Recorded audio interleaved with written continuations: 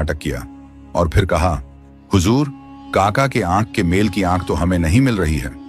यह सुनकर प्राजक्ता बोली, अच्छा, आंख नहीं मिल रही तो ऐसा करो, एक चाकू लेकर आओ और काका की यह दूसरी आंख भी निकाल लो और जहाज में ले जाकर मेल करके काका की आंख लाकर दो।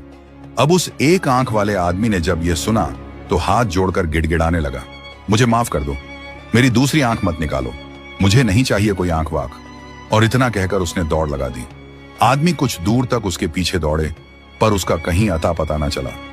यह सब देखकर प्राजक्ता के साथियों ने प्राजक्ता से कहा, हुजूर, यहाँ के लोग बड़े शातिर हैं, सो हम आपको अकेले नहीं जाने देंगे। प्राजक्ता ने मौके की नजाकत को देखते हुए 2 साथियों को अपने साथ आने के लिए कहा। बाकी 3 साथियों से कहा कि हमारे 4 जहाज हैं, इनकी भी तो रखवाली करनी है, सो तुम यहीं इसी जहाज में छिप कर बैठो। अपने पालतू कुत्ते को भी उसने जहाज पर ही छिपा दिया और अपने 2 साथियों को साथ लेकर आगे नगरी की तरफ बढ़ गई। जब प्राजक्ता नगरी के द्वार पर पहुंची तो सामने से एक टांग पर लंगड़ाते हुए एक आदमी चलकर उसके पास आया और आते ही उल्हाना देते हुए बोला, इस बार तुम्हारे पिताजी नहीं आए क्या? पिछली बार जब तुम्हारे पिताजी आए थे तो मैंने अपनी टांग उनके पास गिरवी रखी थी। खैर, बेटा हो या बाप, मुझे फर्क नहीं पड़ता, मुझे तो मेरी टांग वापस चाहिए। मेरी टांग मुझे वापस कर दो और अपने Rs-500 जो मैंने तुम्हारे पिताजी से लिए थे वो ले लो। प्राजक्ता समझ गई कि उसे फिर से ठगने की तैयारी हो रही है, सो उसने नम्र स्वभाव से कहा, काका, हमारे जहाज पर बहुत सारी टांगे लदी हुई हैं, पता नहीं पिताजी ने किस किस की टांग गिरवी रख रखी है। अब तुम्हारी टांग कौन सी है ये कैसे पता चले? इसलिए एक काम करो, अपनी यह दूसरी टांग भी हमें काट कर दे दो, जिससे कि मेरे आदमी जहाज पर जाकर तुम्हारी टांग का मेल मिलाकर ले आए।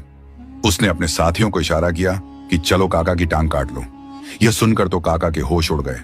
हाथ जोड़कर बोला, रहने दो, मुझे नहीं चाहिए मेरी टांग, बस तुम मुझे यहां से जाने दो। इतना कहकर उस एक टांग वाले आदमी ने एक टांग से ही दौड़ लगा दी।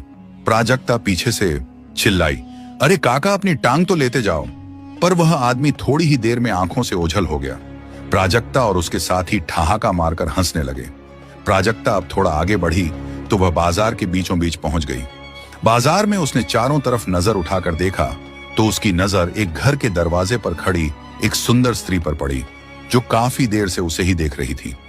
वह इतनी सुंदर थी कि जो उसे एक बार देख ले उसकी भूख ही भाग जाए।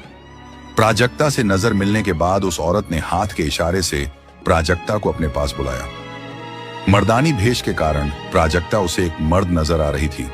उसके पास पहुंचकर प्राजक्ता ने उससे पूछा, कहिए, आपने मुझे क्यों बुलाया है? तो वह सुंदर स्त्री बोली,